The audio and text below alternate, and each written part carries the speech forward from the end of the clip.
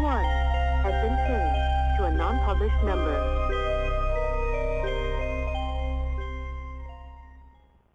Warning, the following show contains conservative posturing, radical Christian ideas, and may offend pagans, Wiccans, Islamic fundamentalists, and other unenlightened individuals. Callers and guests may be subjected to brash and offensive comments by the hosts and any other type of bullying tactics available. But that's okay.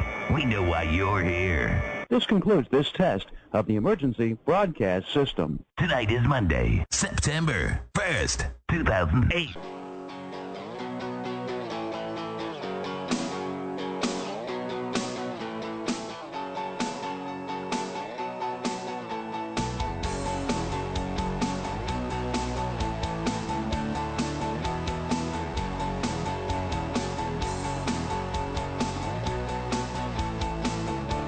What's up, one and all? You're listening to World of the Unexplained. This is Jay Scott, your only JDDJ on the Omni-Sound Radio 1 network. And... yes, I'm Trent Lackey. I'm known as Trent Lackey. Happy Labor Day, everybody. Why are we laboring? Well, I heard it was all about the Haymarket riots back in 100 years ago, and that's why they had Labor Day. But it was that riot happened in April, and then they wanted to make a holiday supporting labor, but they didn't want to do it in April because, sort of celebrate these, rebels or whatever. Okay. I could be completely wrong. I might have just made that up. I think you did, but that's okay. It sounded good, though, didn't it? It sounded like I knew what I was talking about. Tonight we've got Dr. Bob Curran, and I hope I'm not slaughtering that. Born and raised in a remote area of County Down in Northern Ireland. He's been a gravedigger. Yeah, a real live gravedigger. A professional musician, a journalist, a teacher, a lecturer, a lorry driver. I'm going to have to ask him what that is. It's a cab driver, okay. And he's, I don't know these things. He's had a lot of interest in folklore mythology, and he's written extensively on these subjects. Some of his books include Vampires, Encyclopedia of the Undead, and Encyclopedia of Celtic Mythology, Bloody Irish, Walking with the Green Man, and others. He's also a historian. He lectures extensively on culture and history, and he also sits on a number of cultural advisory bodies in Ireland, both north and south, and has produced several academic papers on various topics of cultural interest. He currently lives in the north of Ireland with his wife and young family, and the book we have him on tonight about is called Lost Lands, Forgotten Realms, Sunken Continents, Vanished Cities, and the Kingdoms That History Misplaced. Dr. Bob Curran, welcome to World of the Unexplained. How are you, gents? We're doing good. We hope Excellent. You are. It's about 20 past 1 in the morning here. So what time is it with you? It's about 8:15 in the afternoon. You're well behind us. Yeah, and we always are. Okay, I'm speaking time-wise, not metaphorically. That's good. And we just want to thank you for coming on the show, and thank you for doing this live with us. I know the time constraints are something crazy. We do appreciate that. No problem. All right, let's see. By the way, a lorry driver, you would call him a truck driver. Oh, a truck driver. See, you guys were wrong. We call them lorries over here. You call them trucks. Okay. So the big 18 wheelers. Yep. Oh, okay. Right. Wow. You've done a lot of stuff. Yeah, that's true. The gravedigger. That gravedigger thing's kind of creepy. Gravedigger was the first job ever I had whenever I left school. Now, can I tell you a spooky story? Oh, absolutely. Yeah, please. Will you please? We, over here, there is a custom which is known as breaking graves. Now, breaking graves means that you're sent up to the remote mountain parishes to dig graves where in places where burying space is at a premium. And then you, if the grave isn't marked, you go to what's called an allotment book, and if there's no record for burial for 100 years, you're entitled to open that and use it for fresh burials. And that's what I did. I had to open all the graves. Oh, wow. Now, there was a guy who worked with me, made a terrific fortune at selling wedding rings. Oh, my because gosh. you dug up wedding rings and bits and pieces of gold. See, gold doesn't decay. Oh, that's creepy. He got a saucer of Coca-Cola and cleaned up the wedding rings, because Coke will clean the wedding rings. Goodness knows what it does to your inside. But and and then he sold them to young people, young guys who were getting married as cheap wedding rings. But Wow. But when I was digging up, and I suppose this got me really started on part of the track that I finished up writing about, I dug up a coffin lid. Now, whoever had been buried there had been quite wealthy because the inside of the lid was lined, and the lining was torn away. Whoever had, and the marks of the fingernails were in the coffin lid. Whoever had been buried there had been buried alive. Oh my gosh. Now, that was quite common in remote parts of Ireland. Yeah. And in some of the grand houses, which we have been in some of the great tombs, they had the coffin connected to a bell, which if the person wakened up and found themselves in a coffin, they rang the bell. Hence the expression "saved by the bell." Yeah, definitely, and you know they did that in parts of Charleston, South Carolina as well. They did indeed. Yeah. Yep. And Smart down in idea, the really. Carolina Low Country. Oh yeah. Yeah. I mean, Yeah. back in those days. Wow. But go ahead with Lost Lands and Forgotten Realms. Yeah. I do want to talk about your vampire stuff later on, Yes, though, in the we- program. We'll talk about that. We got time. tonight We've got is lots still of young, time. and I am still beautiful. All right, then. All right. You have a lot of different things in this book, and I don't really. There's a number of stories I could start with, but I'm going to start with the one that actually pertains most to us, and it's a very interesting connection. And I did a little bit of research about it, but we will. When I saw it in the books, like really, and it's the one about Prince Madoc, Prince Madoc the Welshman. Yes, and let's talk about that for a little bit. And Oh, no problem. Well, you're speaking actually about one of my favorite stories because it's one of the stories which in the book. I mean, we can talk about the background and the thinking behind that later.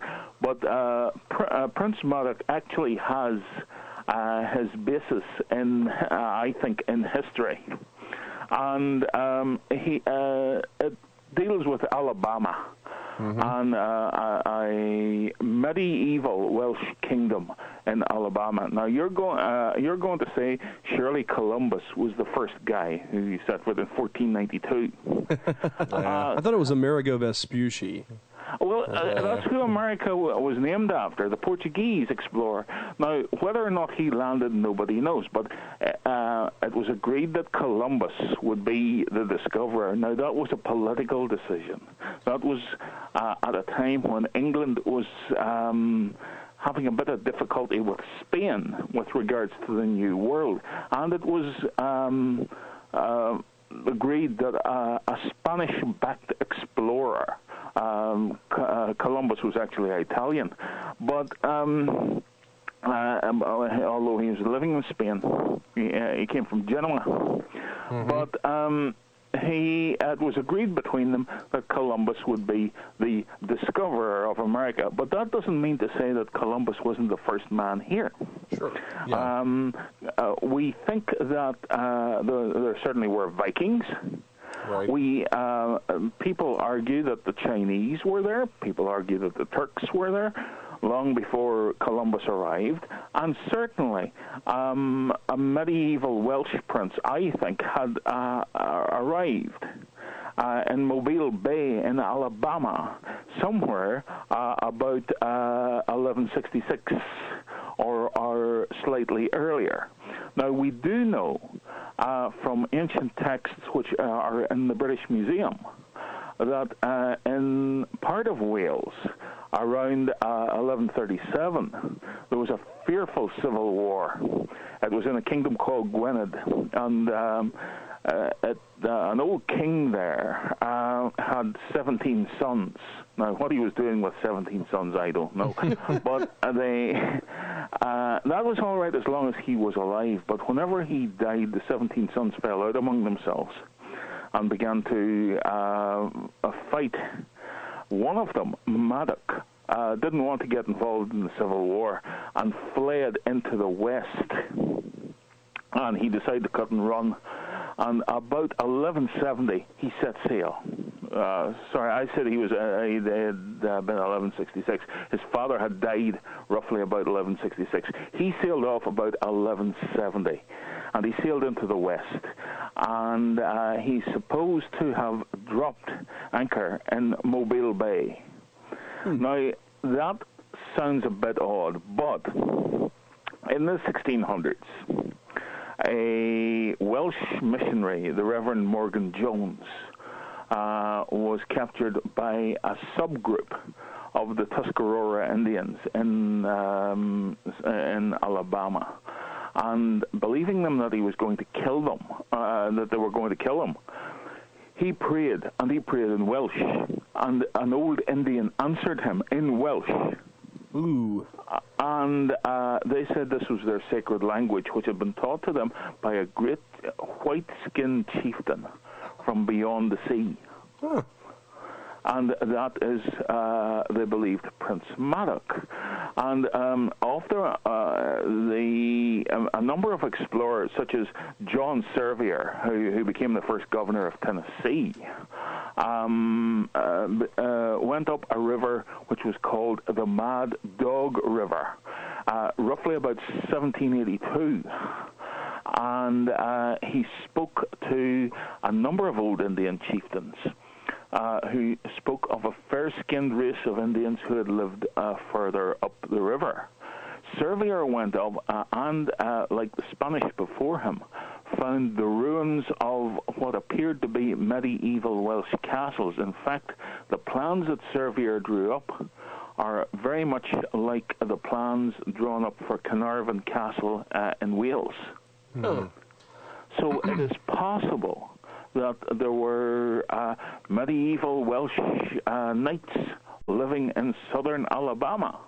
Weird. Also, the location too. The native cultures weren't known to build like big hilltop or mountaintop fortresses, and all these were found up on the high ground, sort of like what they would be more akin to in That Wales. is exactly right, and they were found over where the river had cut through into precipices where it could be easily defended from local Indian raiders. Mm-hmm. So you may well have a number of castles. I mean, these were found also by Hernan de Soto about 200 years before Sevier, whenever he came up the Mobile River as far as De Soto Falls. And they found the ruins of what seemed to be stone fortresses or stone strongholds, which may well have been medieval Welsh castles. True, and also you talk in the book about Francis Lewis, and this is the thing that I find really amazing because he's one of the signers of the Declaration of Independence. So this is several centuries after the fact, and he's captured in Oswego, and if I remember correctly, something similar happened like in Morgan Jones, where he was captured by the natives, and they speak to him in a language very similar to Welsh. Is that right? That's exactly right.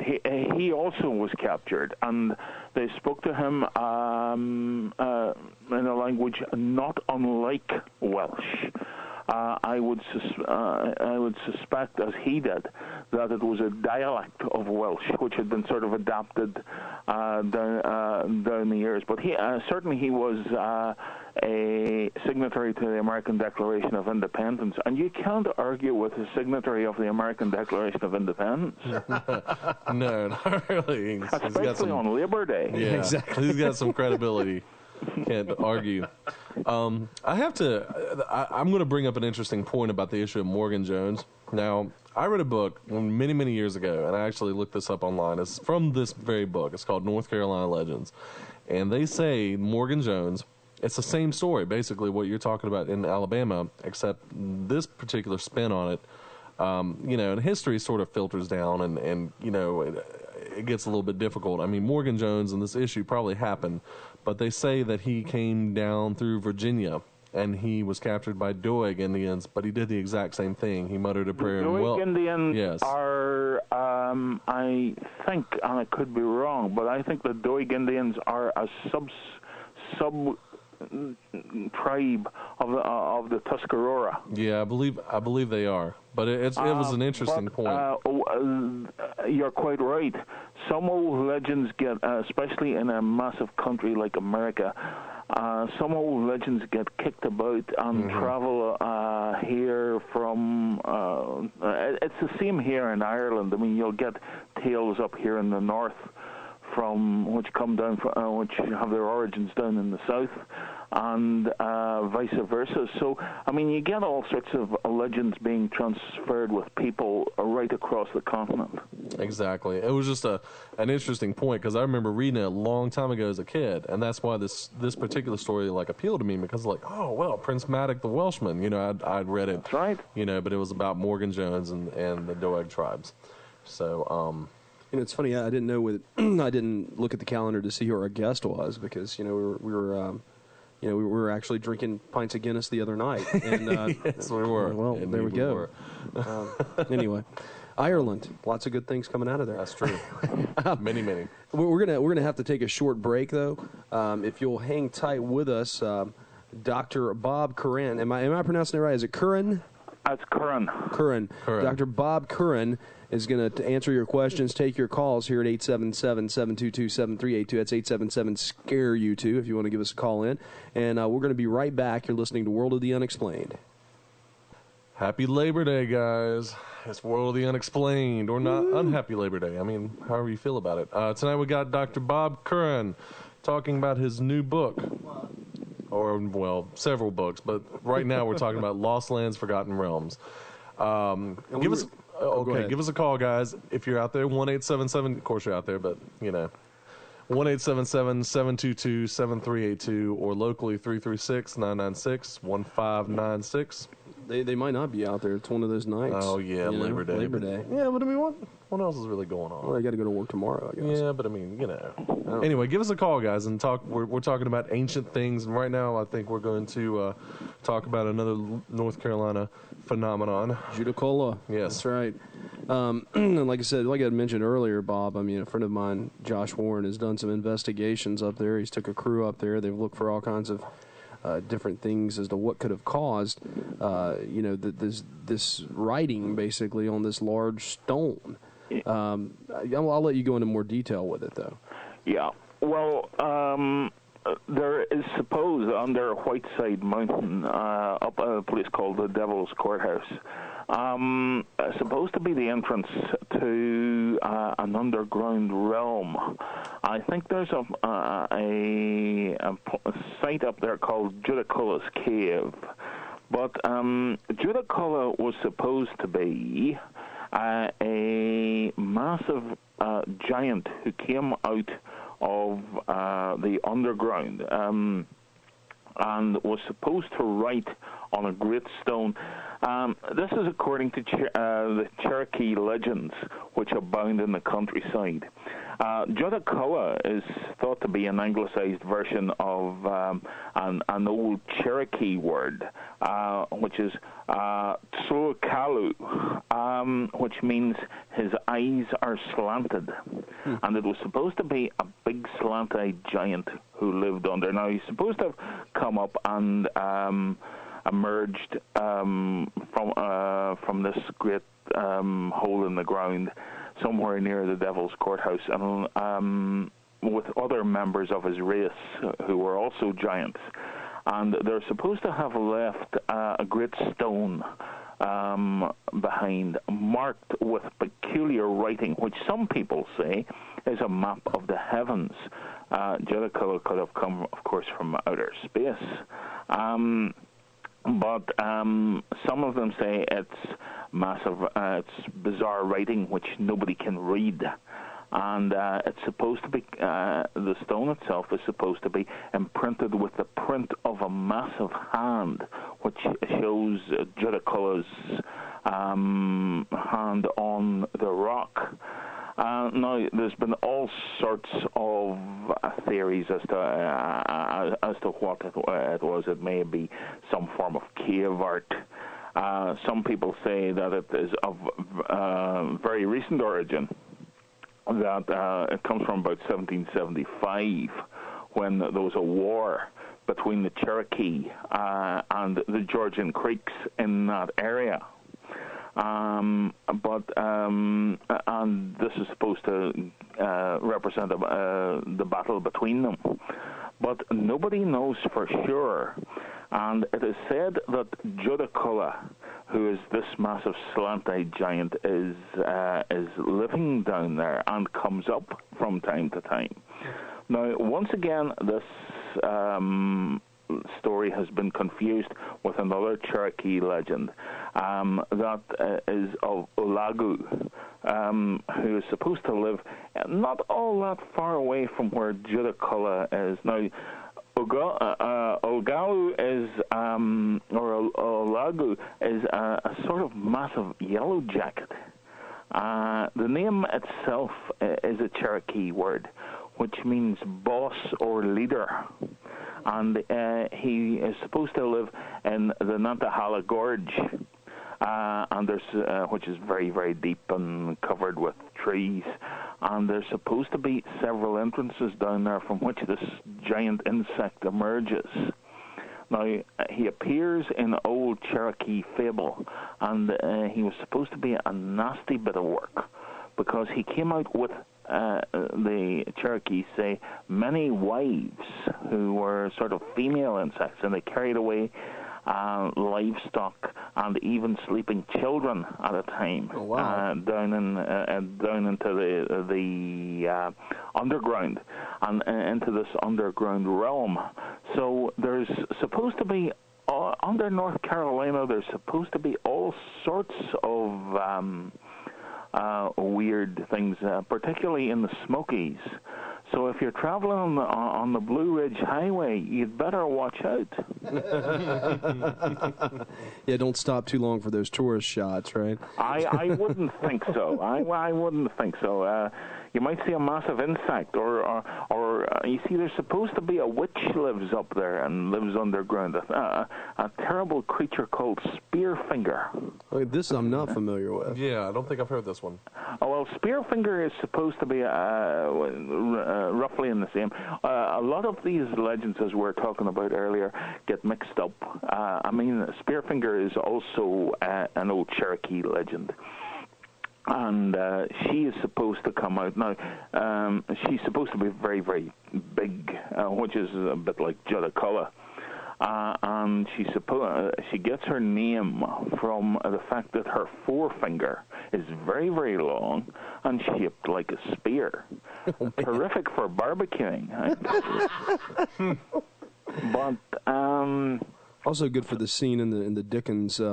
The Dickens classic A Christmas Carol, where they point to the grave of. Anyways. Absolutely. But she comes out and she can she creeps about, and she's supposed to steal small Cherokee children. She is actually supposed to be, and once again you're beginning to get stories about this. She's supposed to be one of an elder race, a bit like Judaculla, who lived in the area long before the Cherokee came and retreated underground. So there's legends among the Cherokees that these beings live underground, possibly as part of an underground race, and come up from time to time. Whether or not they're coming up to barbecue or whether or not they're coming up to do other things, we don't know. But and they leave evidences behind. Now, we have similar stories here in Ireland where there are supposed to be small creatures, now not giant creatures, but small creatures live underground, and this is probably where you get your leprechaun myths and stuff coming out, because they're supposed to come out from underground realms at certain times of the day or times of the night. And get up to badness and all sorts of things.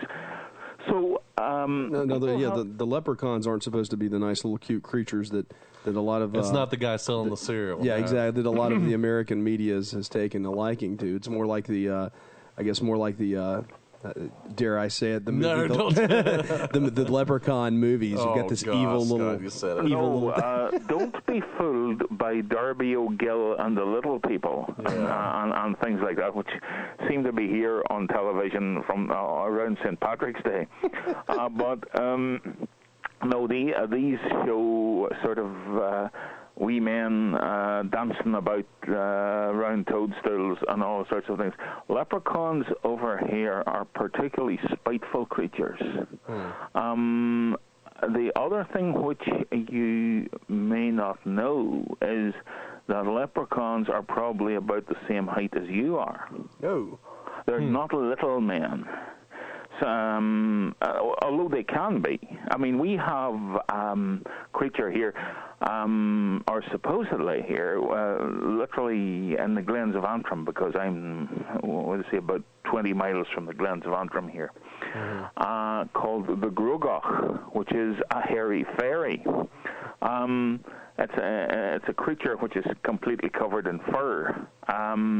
Now, it is very, very benign. It will do all sorts of work and will not accept any payment. It's either very benign or a fool. In fact, if you give a Gruagach any reward for the work it does, it will vanish and you'll never see it again. Oh man, very strange. It's a bit like some of the union. No, I'm not going to say that on here. If you give it a reward, it'll vanish, and they are used allegedly by people, by shepherds up in the East Antrim Hills, who get them to guard their flocks and stuff at night because they're very amenable creatures, but they're incredibly untidy and leave a very nasty smell behind them. So if you're walking along a road in Ireland and you come across a very nasty smell, it's probably a Gruagach. That's the excuse we use. And so multi-purpose too, really. You could use that. It's all multi-purpose. You see, the Gruagach is highly untidy, but they live in what are called Gruagach's houses, which are stones and heaps of stones and cairns and under the ground. So, I mean, you have that tradition of other races, and it's probably a race memory of some Aboriginal races. Now, there are probably Aboriginal races in America as well, and these race memories filter down and sort of become amplified by the storytellers and the myths. There probably were quite tall men, maybe living in America before the Cherokees came. And may have vanished for one reason or another. So you get notions of giants, you get notions of dwarves, you get notions of all sorts of creatures, you get a notion of massive insects. So you get all sorts of notions coming out, and all of them are shaped by human imagination, human perception, and things like that. Yeah, that's a very good point. I mean, this that notion about the giant myth is very common in Native American mythology. I know the tribes of Michigan, the Iroquois, a lot of the northern tribes often had giant races, talking about giants, and they'd be like traders, and most of the times they're generally jerks, though. They're rarely like pleasant or nice people. So it makes you wonder if they were some kind of, as you say, a people before our Native Americans came, and they just weren't very nice. Well, so. I mean, you have ideas. I mean, we're talking about the Gruagach as a wee hairy man. I mean, you have in your own culture the notion of a hairy giant living away in the notion of the Sasquatch. Yeah, that's true. And things like that. A man living away in the forest. Now, at some stage, there may well have been Aboriginal peoples, either maybe taller than we were or smaller than we were, who may have lived away and may have avoided an awful lot of contact with our ancestors. And probably in America, that's quite easy to do because America is a big country. It is full of forests, it is full of lakes, it is full of mountains where these people can retreat into. That's true. And so the stories which surround them are numerous, particularly among the Indian cultures. That's very true. I wanted. Oh, go ahead, Scott. I was going to say, I wanted to talk. I noticed you had a chapter in there about Davy Jones Locker. Oh, yes. And, it's something that a lot of Americans don't know anything about more than, what the latest Johnny Depp film gave them. Yeah. Educate us. I have to admit, it was probably one of the more interesting chapters because very rarely do I see in a book about forgotten, places like that, that you write a chapter about Davy Jones. In fact, I thought that was probably one of the more rewarding chapters. They're all good, but, I really enjoyed that one. I'm sorry, go ahead. You're okay. The publisher rang me up and said, "What do you know about Davy Jones Locker? Because it's now on Pirates of the Caribbean." So he put in a chat, and I'm glad you enjoyed it. Davy Jones was, of course, nothing like the thing which bears his name in the Pirates of the Caribbean. This is something which has a beard of tentacles and is played by Bill Nighy, who doesn't, I'm told, have a beard of tentacles. Oh. But the naming of Davy Jones may have come, we think, from a pirate. There actually was a pirate. There actually was a pirate called Davy Jones, who operated in the Caribbean round about the 1630s. He was possibly, once again, a Welshman. You see, the Welsh get everywhere.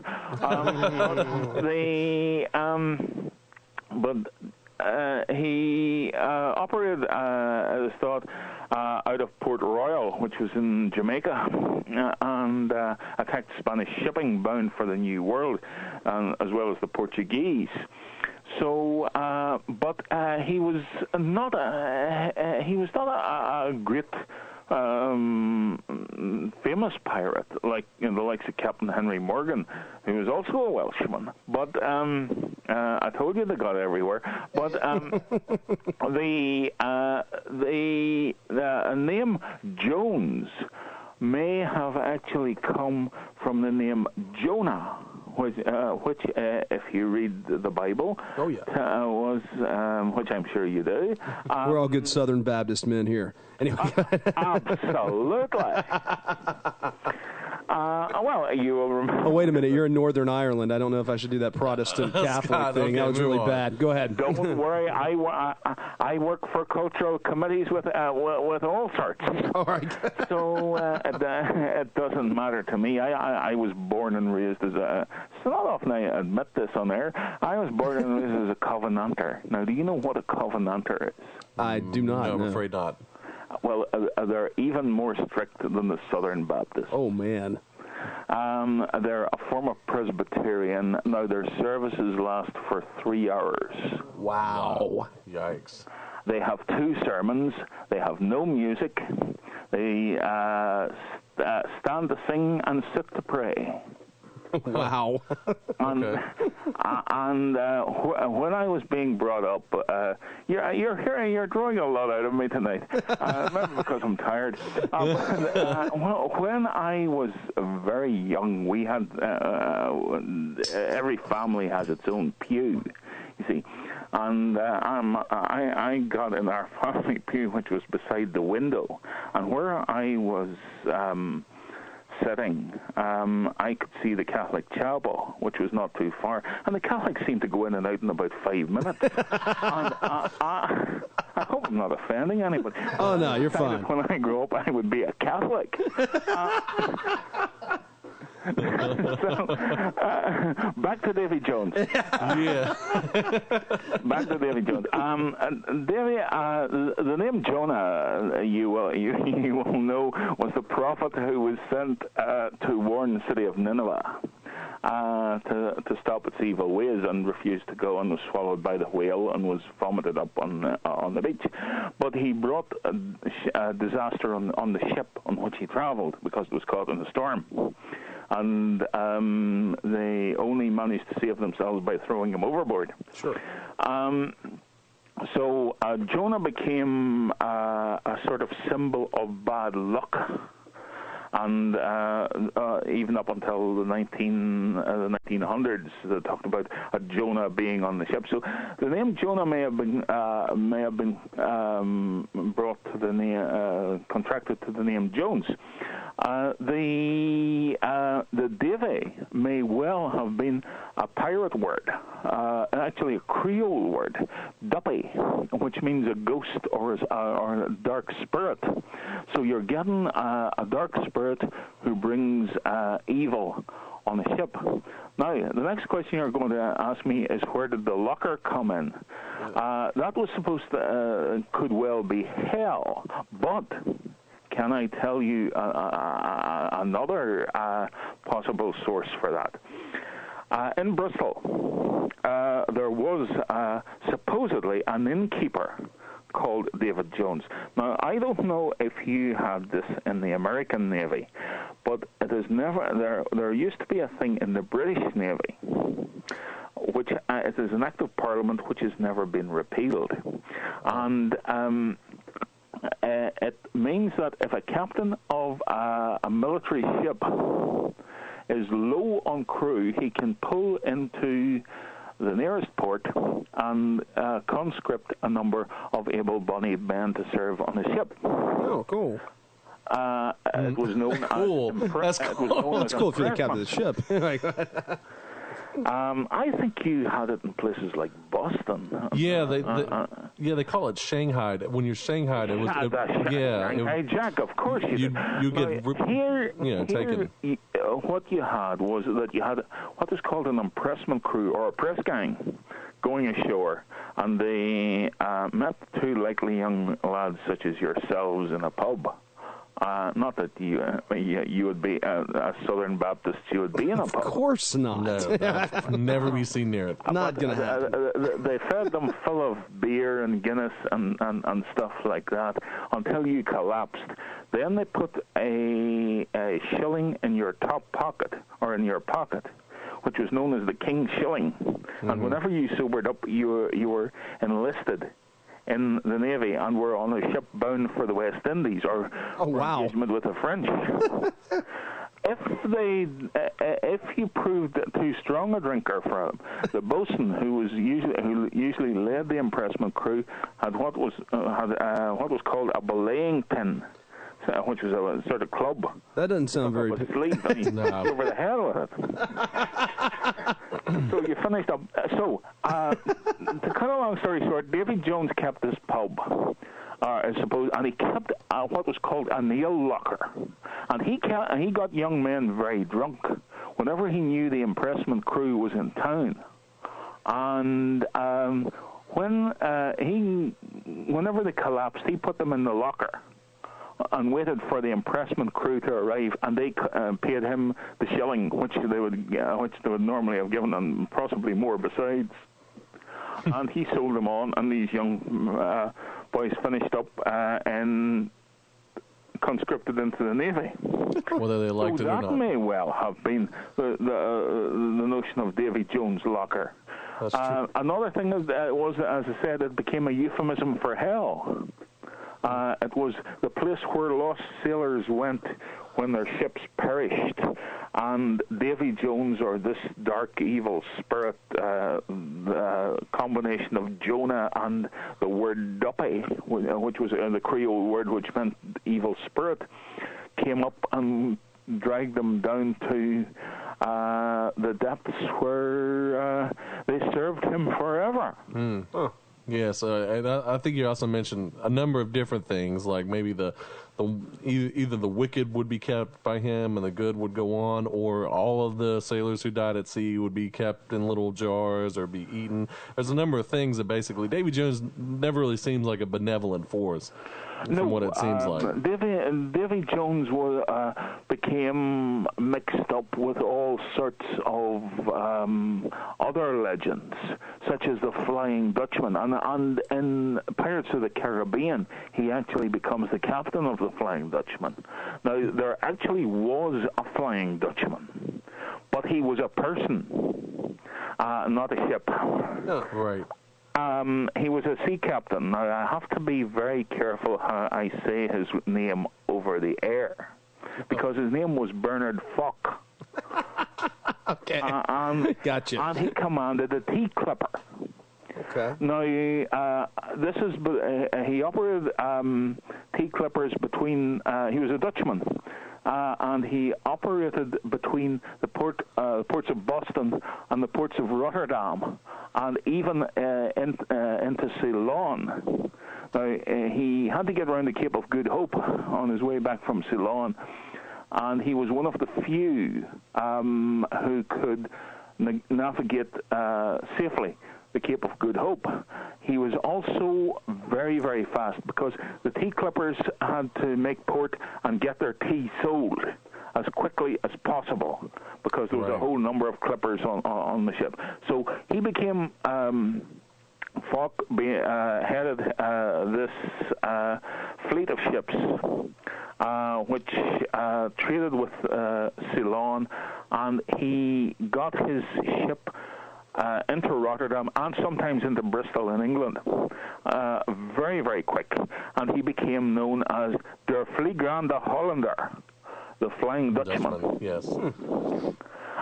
Later on, this became mixed up with stories of ghost ships and with Davy Jones. And so you got, once again, all these old tales merging into each other.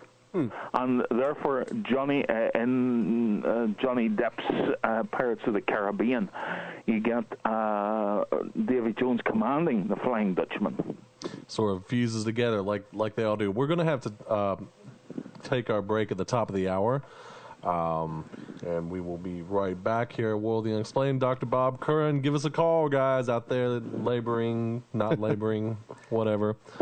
We'll be right back. You're listening to World of the Unexplained. GW, sitting in for Jay Scott. It's good stuff tonight. We've got a Dr. Bob Curran. I know it sounds kind of like a Quran, but we ain't going to talk about that, because he's not a Muslim. He's a good Southern Baptist man from Ireland, and you know I've got some Irish roots. I'm sorry. I don't know if you really want to do that, man. I'm not going to do it. I mean, okay, Reagan, that's a little more justifiable. It's an honor to speak to you. God speaks to me.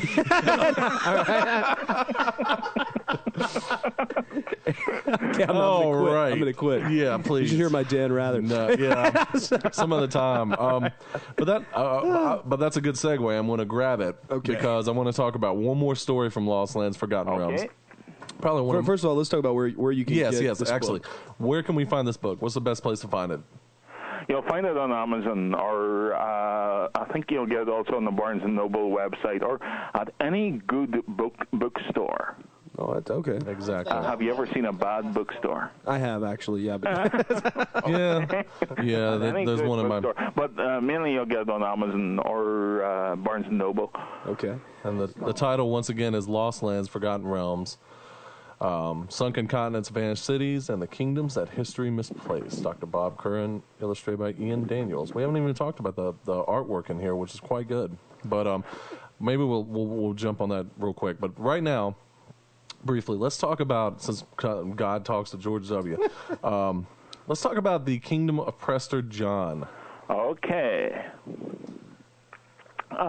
This is actually an old medieval myth, which comes from a letter which was allegedly sent in the 12th century into Byzantium, to the emperor at Byzantium. And it said that there was a kingdom in the east which was under threat by external forces, by pagans, a bit like GW's America. And it was a Christian country. And it was ruled over by a wise man called Prester John. Now, this letter arrived from Prester John, or said to have arrived, to the Byzantine Empire, Emperor Emmanuel I, around about 1165. So it said, look, I'm a Christian king. I am a descendant of one of the three wise men who visited Jesus whenever he was born. And I am now ruling in the East, and I would like you to give me some help to drive off these evil forces. Now, the emperor was a bit skeptical about this. Well, yeah, I suppose you would be if somebody sent you a letter at this stage, and he didn't know who this was, so he literally did nothing about it. And out of this letter grew the notion of a great kingdom somewhere in the East, which had been overrun by either Chinese or Mongols or Indians, and had sort of disappeared and had been failed by the West. So nothing more was heard, allegedly, of Prester John, although stories did filter out. He was supposed to be the king of a certain sect, which made the Byzantine emperor very wary of him, because he might not be the same sort of Christian as flourished in the West. They were known as the Christians of St. Thomas or Nestorians, and a lot of their thinking, or their religious thinking, was closer to Buddhism than it was to Western Christianity. And they did not, for example, were not believed to accept the authority of, let's say, the Pope or the Byzantine or Byzantine Orthodox patriarchs. So Emmanuel I decided not to help him.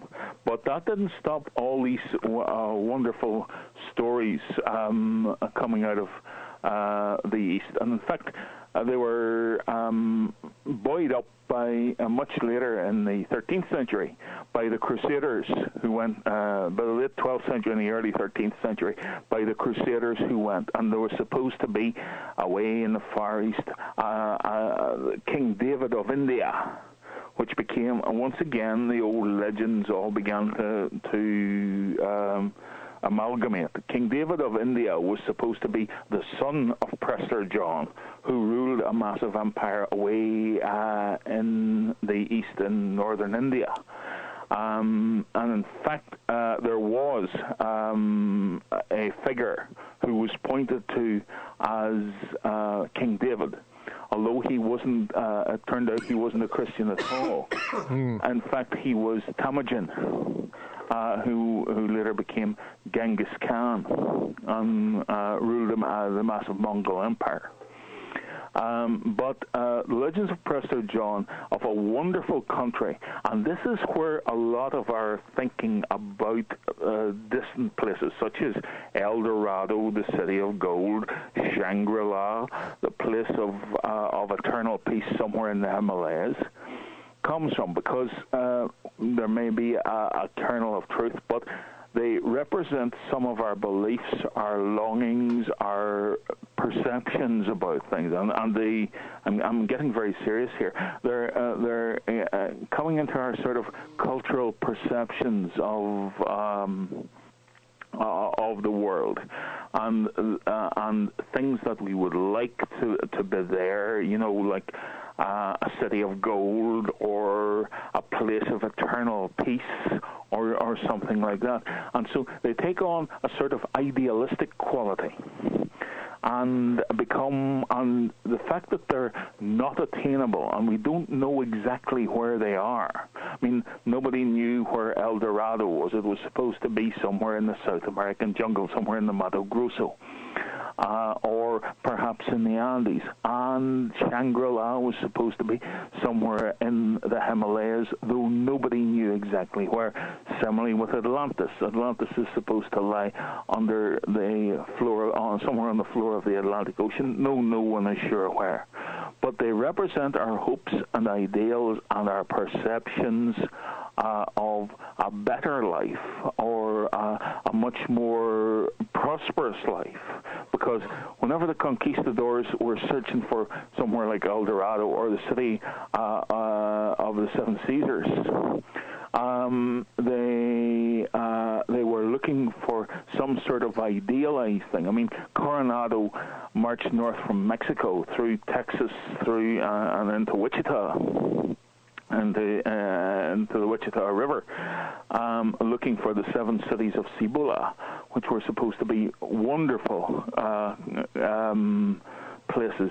And his guides, Marcos de Niza, assured him that if he tramped beyond the next horizon, he would find them. And so it gives us something to strive for, something which lies beyond the next horizon. And the kingdom of Prester John was like a sort of beacon of Christianity in a barbaric East, where Buddhism and the spirit religions of the Mongols flourished. That's true.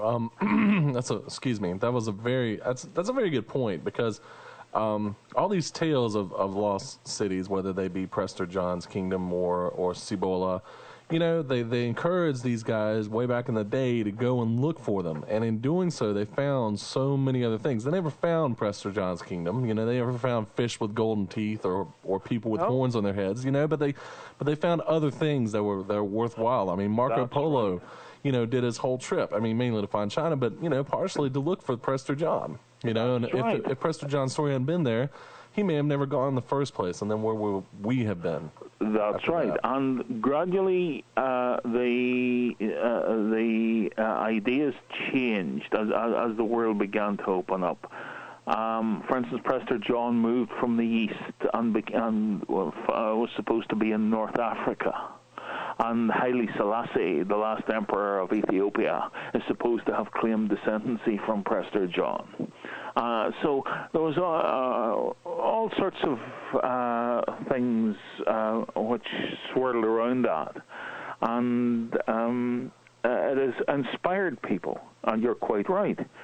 It has inspired people to go and do things. It has inspired people to think about things, to investigate things.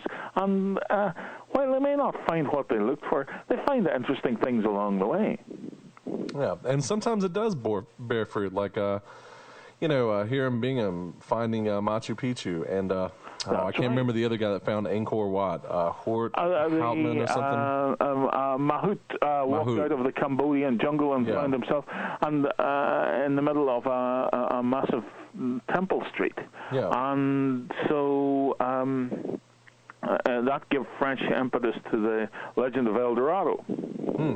I mean, in a way, wouldn't it be? Maybe they got the location wrong, but there it is, all the same. That's right. City is overgrown, and it's wherever you want it to be. Let's talk a little bit about the illustrations. There's quite a number of them in there, and they're quite good. Did you know Ian Daniels before you made this book? Or okay. Ian and I know each other. Ian comes from England. He lives in Maidstone in Kent, and Ian and I had talked about doing a couple of books together. I'll reveal something more about myself. I used to work as part of my checkered career before I became a serious academic and a pillar of society. I worked among many other things, as scripting comics. Comic books. And I worked for Eclipse Publications in San Francisco and worked for the Underground Press in London. At the time. This is when I had hair down to my shoulders, but that is now long gone. Ian had seen some of my work, my scripting work, and with the guys I had worked with, and had contacted me, and the pair of us got together, and we decided that we'd do. Ian works as an illustrator, so I said, "Look, I'm doing some books. Would you like to illustrate them?" And he said, "Yeah." I admire his work. There's a nice mystical quality about him, so we decided to do that on these books. Cool. Yeah. Well, let's talk about some of your other stuff. The vampire. I'm looking for the title right now. There we go. Thank you. Vampires: A Field Guide to Creatures That Stalk the Night. Is that the one? Yeah. Yeah.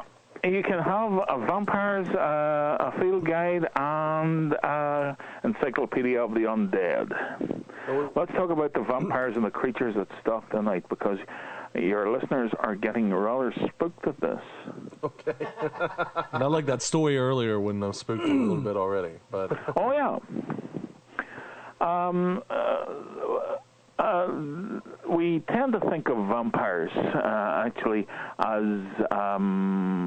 creatures that stalk about in cloaks and speak in Hungarian. No, do you know about the Highgate vampire?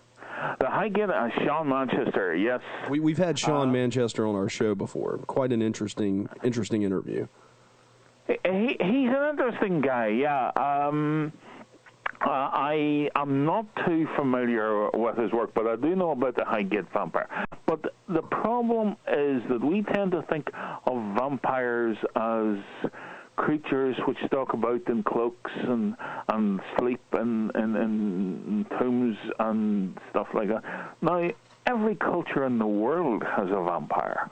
Sure. For instance, the Vietnamese have vampires which are as little more than a head. And you think of vampires leaping on your neck and trying to drink your blood from the jugular vein. Now, if a vampire cut the jugular vein, he would be covered in a mass of blood, because a jugular vein is a main vein. Oh, yeah. But vampires do not, in most cases, do not drink from the neck, from the jugular vein, but rather from the crook of the arm, where you would get a blood sample taken. As well as that, if you'll pardon it, they can also drink from the soles of your feet. Oh, there we go. Which is where the vampire bat of South America drinks from. It simply licks away at the soles of your feet. Nor does a vampire always drink blood, because a vampire can drink things like sweat or semen. Oh, whoa. I'm not even going to go there. Yeah, that's... You see, this explains, for instance, the Penangal of the Philippines is not even human. It's like a massive dragon. And it doesn't drink through its mouth. It actually has a long, extended, hollow tongue, which it lowers through the bamboo, the palm leaf roofs of the huts, and extends its tongue and drinks the sweat and semen of sleeping warriors, so that they get up. If you get up in the morning and you're almost you feel as if you're hungover or you're weak or you've been visited in the night, say the people of the Philippines, by a Penangal. Other vampires include the Tokoloshi in South Africa, which is a small thing like an ape. And people actually get bricks to build their beds up. You know, they build them up on bricks like you build up a car, and so that the Tokoloshi, because the Tokoloshi can't climb, to avoid the Tokoloshi. The one which I like, and I think I've actually seen some of these. You may have seen them too, although I don't think you'll see them in North Carolina. is the Sampiro. Now, this is a tall figure, which is human, wrapped in a white sheet, who wanders about on high heels, making kissing noises. Where is that? And there are a number of them in the main streets of Coleraine, I can tell you. And they're Albanian. And they will only attack you if you're Turkish or are married to a Turkish woman. Because in vampire lore, you see, there's a certain amount of xenophobia. People who are different, people who pursue different ways, are often transformed in folklore as vampires or as the undead. Mm-hmm. Yeah, that's true. I've heard legends, at least with the traditional, the more European style vampire that we're talking about. For example, people with red hair who passed away would have to be buried maybe at crossroads because people with red hair were more susceptible to rising again and undeath or suicides or, Well, that was how you recognized the Vrykokala, who was actually the Greek vampire, because they had red hair and blue eyes. Well, I thought the Greek vampire, doesn't that come from the Impusa or the Lamia, or am I getting a little further back? They were sort of a number of the children of the Lamia, but they could also be people of foreign origin who were not buried in accordance with the rites of the Orthodox Church. And there was a lot, and I think Paul Barber in his book on the vampires. Vampires, Burial, and Death. That's a great book, by the way. Isn't it a terrific book? Is he still a professor at UCLA? He is still, to the best of my knowledge, a professor. Yes. Oh. I need to track him down. He mentions that the rites of the church, things like that, would and buried according to custom, not allowing animals such as a cat or a dog to pass over or below your coffin, would ensure that you would not become a vampire. So if you were buried with the rites of the church and those certain religious viewpoints and certain moral viewpoints and certain traditional viewpoints, and if you ignored these at your peril, because then you would return. Yeah, that's true. We actually have a myth. Well, not really so much a myth, but I mean, we have a folk ways of, back in the old days before, proper embalming techniques or whatnot, a family would hold a wake where they put the body in there, and everybody sit around and stay the night with a family, and they were never allowed to have any kind of, if you had any kind of animals in the house, you had to have them, you had to take them out. You had, especially cats, not so much dogs, but especially cats. Had to stay away from the body. Right, because cats had a habit of jumping up onto things, such as the coffin. But we in fact, not so long ago, I was at a wake. We still have them here in Ireland. Oh, really? And as well as that, you have to have all the mirrors or reflective surfaces covered. Yeah. Yeah. Because the soul of the departed will become trapped in that, and may return to annoy you as a vampire or as a ghost. That's strange. What about the in the Celtic mythos? I mean, what's the closest thing that would be that we would associate with a vampire in the Celtic mythology? Well, actually, the oldest surviving vampire tale in Western Europe actually comes from Ireland. And where I'm sitting talking to you now, the grave of the vampire lies about 11 miles from where I'm sitting now. Hey, that's great. That's cool. Or not. So, you can either go one way to the Giant's Causeway or up to see the grave of the vampire.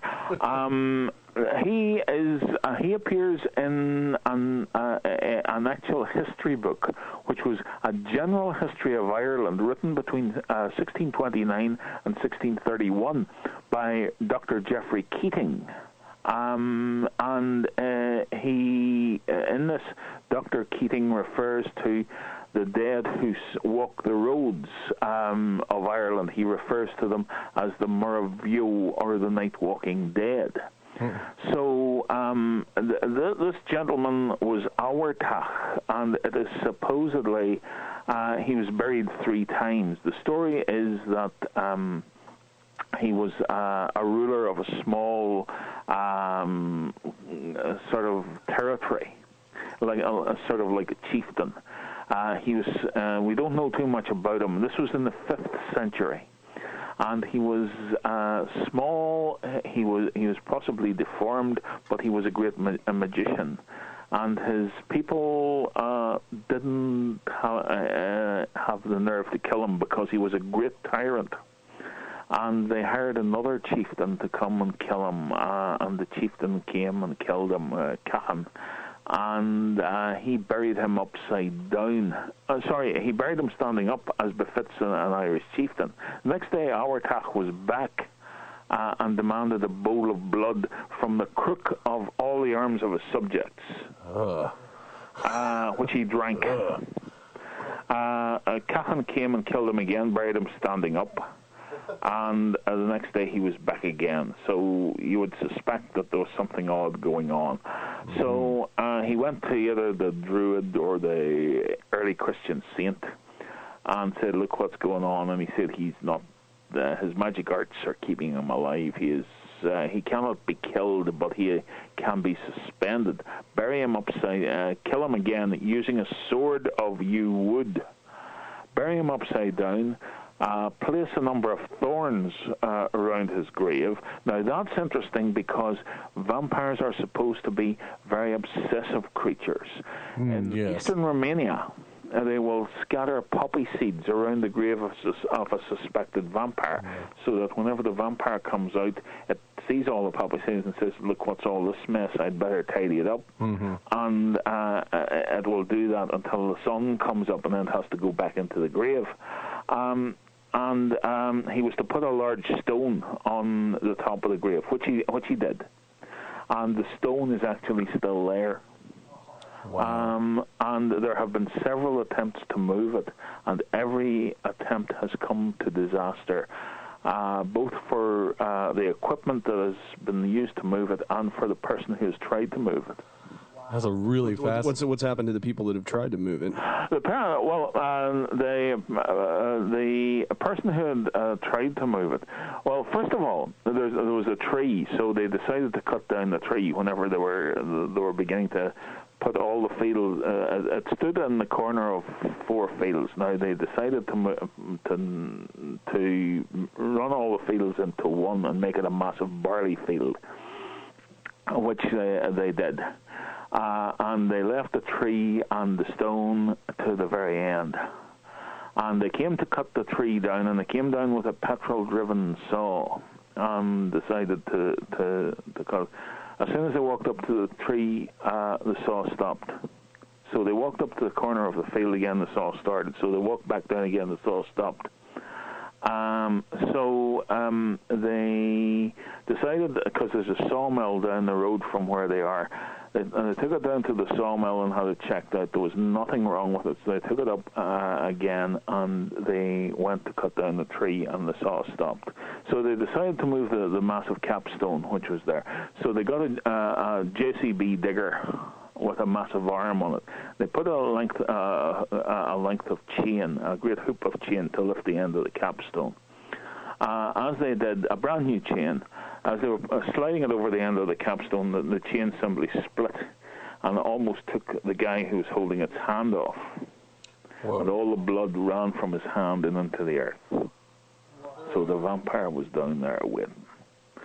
Now, as well as that, they will not, you cannot get a photograph up at that. Now, many years ago, the local council and I went up to because they were doing a thing, and I went up with a photographer from one of the local newspapers, and they said, let's do it in front of the stone. And he says, you don't mind doing this. So there was an actor who was supposed to be the vampire rising up behind me. So we thought it would be a bit of a laugh at it. The photographer says, you don't mind this the old boy down there won't mind. I says, no, I don't. I don't think he will. Now, that was on a Friday afternoon. Right. On the Sunday, I was living in a different house than I'm living now, and I had a massive upstairs attic, which I had shelved, and had a staircase up into it, and I had all my books and stuff up there. So I was up looking for a book, and I thought I heard my wife calling me, so I went to the head of the stairs. And the next thing I knew, something had come behind me and pushed me. Oh, wow. Whoa. Down the stairs, went through a door and into a stone wall at the bottom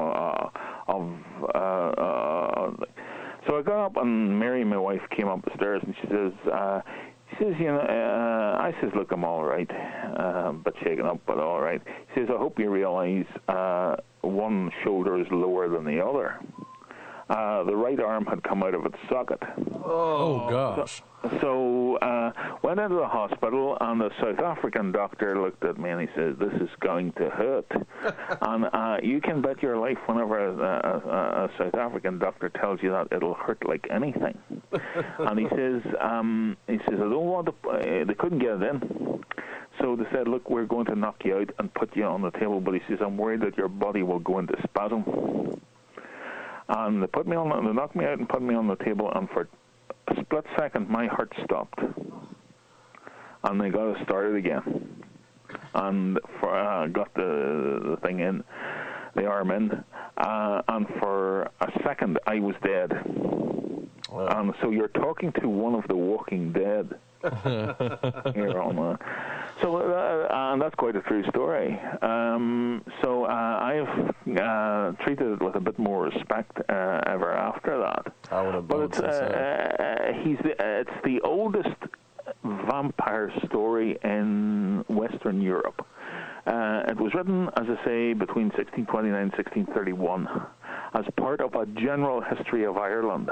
And it was reprinted in the 1950s as a history of Ireland by Patrick Weston Joyce, and it is still, the story is still in print. So, and the grave is still there. And what's the grave called, or what's the?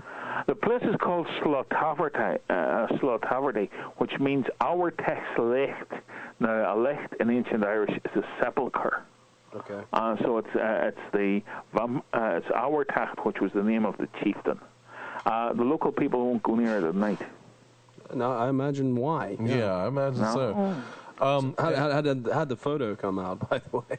No, we went up and did the photo. Now, there was a guy who came up with me and took the photograph. And he said, look, he says, I'm just back from Africa. I have one of these brand new cameras. He says, we'll try and get this. This was for a big paper over here, and the Independent. And he says, stand up against the tree and I'll take your photograph. So he took it, and he says, the camera's not working. He says, that's a brand new camera. It's been through an African war. And he says, it won't take your photograph. So he says, I have another camera up here. So he took another camera. But the photograph didn't come out, and the paper used a photograph of Bela Lugosi. So everybody in England thinks I look like Bela Lugosi. Oh, my gosh. That's hilarious. That's crazy. They are. Oh. No, the photographs wouldn't come out. My gosh, you are. That's quite a tale, and I assume that we can get that book, the on Amazon as well, on Amazon or any fine bookstore. Or... You can, yeah. Okay, excellent. You'll find a whole string of stuff if you go on to Amazon. You'll find a whole string of stuff attributed to me. Excellent. So. We're going to let you go a little early so you can catch a nap. Yeah. But Lost thank Land. You very much. Listen, it was great talking to you. Absolutely. We'll definitely have to have you back. Please come on again some other time. I'll do that for you with pleasure. Excellent. Thank you so much, Dr. Bob Curran, and they can check you out at Amazon.com and get those books. Check me out, and if you read America's Most Wanted, you'll probably see me there too. Fascinating stories. Thank you so much. Thank you so much, sir. Have a good night. All the best. Cheers, guys. Good night. And that was Dr. Bob Curran. We're going to take a short break, and then we're going to be back with the rest of the show. You're listening to World of the Unexplained. It's just like a careless whisper. Here in the World of the Unexplained, we had Dr. Bob Curran on. Excellent guest, interesting stories, Lost Lands, Forgotten Realms. You can get it at Amazon.com or any kind of excellent bookstore. Thanks once again to him for it was good stuff, yeah, talking to us so late at night over there. And we definitely have to get him back on. Made us break into Irish drinking tunes, actually. Yeah, actually, we just sang Black and Tans off the air. Yeah. You guys missed that. You missed that, yeah. Quite good. It's good stuff. Also, Vampires, a field guide to creatures that stalk the night. Probably one of my October reads, I believe. And Encyclopedia of the Undead, a field guide to creatures that cannot rest in peace. Hear my creepy voice. But we didn't even get to talk about that one. But we'll bring it back on and we'll discuss these books. It was good stuff. Excellent stuff. And yes, so Scott. Yeah. Dead air. And the whole thing falls apart. It's like, Scott, I'm gonna talk about Scott's doodles over here, which are hilarious. I mean, it's almost as hilarious as Careless Whisper by Wham, but Never gonna dance again.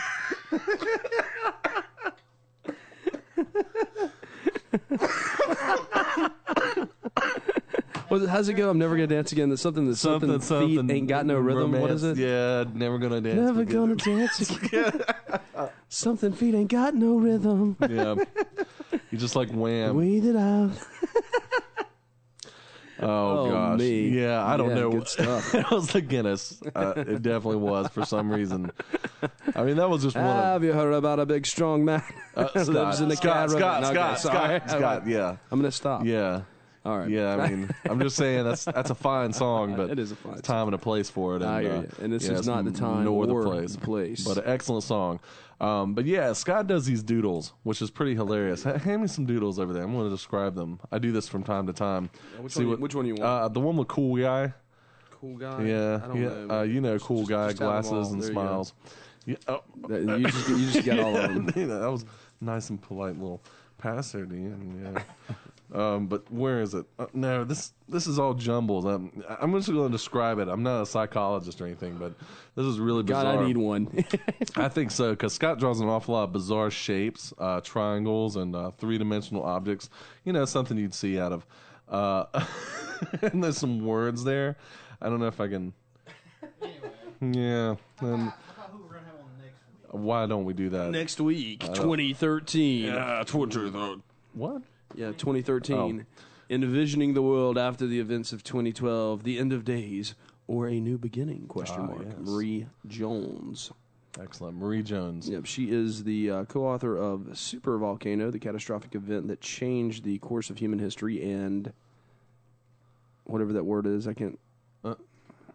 What is it? Oh, it's science, P-S-I-E-N-C. That's clever. How new discoveries in quantum physics and new science may explain the existence of paranormal phenomenon. She's a widely published writer, hundreds of credits, including dozens of inspirational gift books, and 5 chicken soup for the soul books. Yeah, I didn't know she wrote any of the chicken soup. I didn't either. I didn't realize there were more than one chicken soup for the soul. She's also a licensed... I sound ignorant, but I really am. I didn't know that. She's also a licensed New Thought minister. I'm going to have fun with this one. And a spiritual counselor with a background in metaphysical studies. Metaphysical studies. Yeah. That'll be interesting. It will be. Yeah, Scott's drawing a 3-eyed dude here. He's got 3 eyes, literally. 3 eyes, yeah. And there's some Easter Island looking guys. Oh, there's a guy. Look, I guess he's an Irishman because he's wearing a tam o' shanter. He's looking. It's like a profile. And oh my gosh, this is totally like Kid and Play. It's a dude with like those big giant Cool Mo D sunglasses and kid hair. If you guys remember Kid and Play or Bobby Brown or whatever, I think it's hilarious. And then there's like a little skeleton dude with like a pointed, elf hat. Scott, I think you really need some help, man. Oh, I know what it is.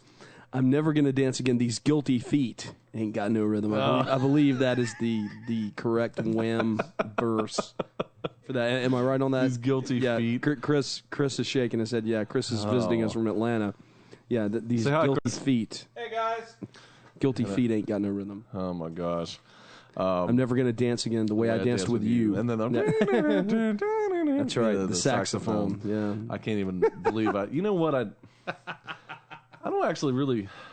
You know, I didn't know to that song or even liking. Well, you know, I didn't know. I was quite young when those songs came out. I remember hearing them, and you know, you always thought he was talking about some other chick. Yeah, that's embarrassing. You know what I mean? He's talking about a dude. Yeah, pretty embarrassing. Just like all those people that thought Judas Priest really rocked out. Yeah, he did. But he really did. You know, he rocked. I don't really know why this conversation is going this direction. I have no idea, but it was funny. Maybe it was because just the whole Careless Whisper. George Michael Guinness. Yeah. I don't even know where that came from. Maybe because, you know, we had... who knows? David Bowie came to David me Bowie, in a dream that from was... the 1972 Ziggy Stardust tour. And from Labyrinth. And from the movie Labyrinth. I'm walking sideways on the wall. It's me, David Bowie from the Labyrinth. You're like, what in the world, man? That was like, isn't that the trippiest one though? That's the greatest. I mean, one. really. And then, it's me, David Bowie from the Labyrinth. And this music video, Ashes to Ashes. I actually looked at that video. It's totally Lord. the outfit. That's probably where the How Wham could you dressed up like that in the 80s and somebody said, yeah, man, you look cool. Well, I don't know. It just worked, and apparently he did wear an eye patch at one point in The time. eye patch. He did. He's David Bowie, rock icon.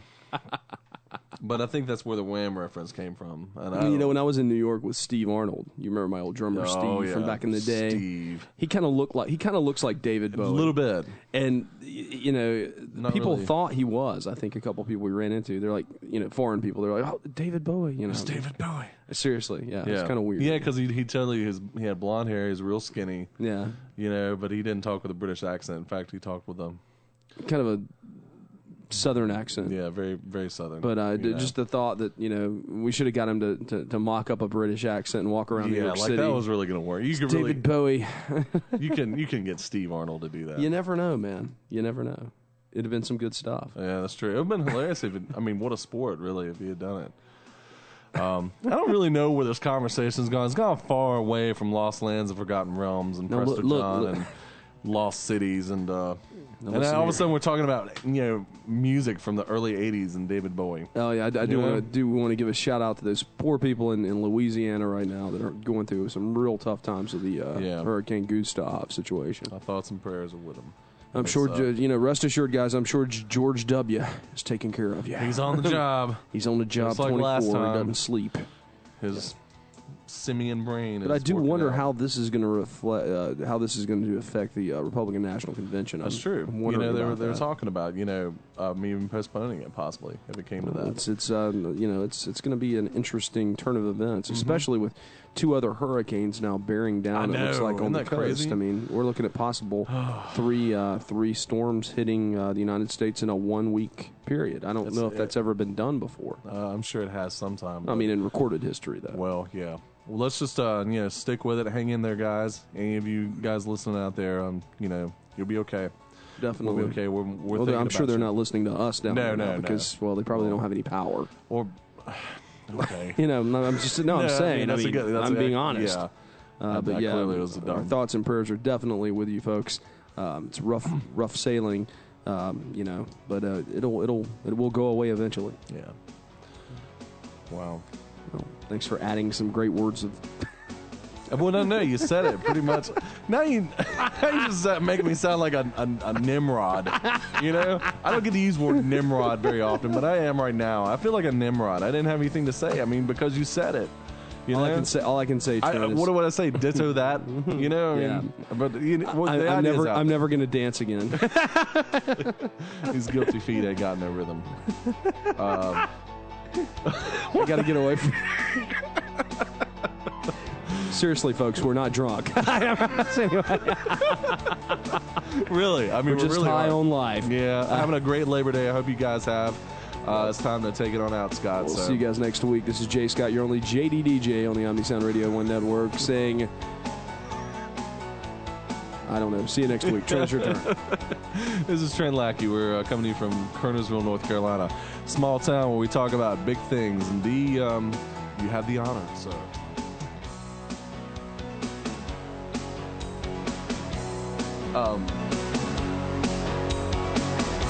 You know. Yeah, you know.